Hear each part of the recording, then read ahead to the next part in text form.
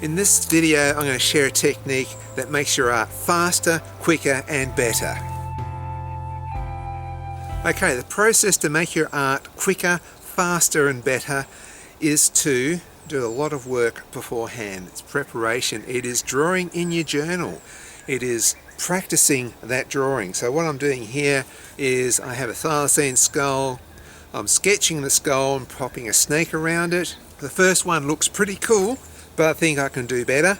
And so the next one that I do, I just play with the composition a bit, make it look a little bit more tattoo-like. Once I'm happy with that, I'm now going to do a small acrylic painting.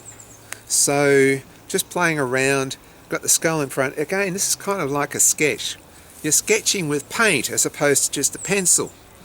One of the techniques you can see me doing here is that to do the snake, I knock down almost a dark, almost black, and then I pop the scales on top of that, and then I colour those scales after that.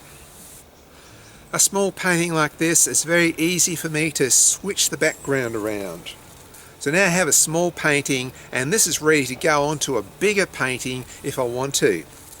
Some people can't work like this. Some people want to be free. They want to get a canvas and start splashing stuff around. What that does is that it means that they have to solve all their problems on their big canvas.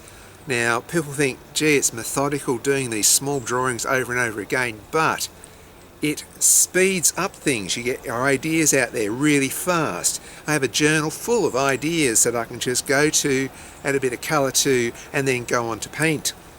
There was a time I used to do a lot of mural painting, and I found that I'd have a rough plan, get up there, and I would spend weeks and weeks on a giant mural.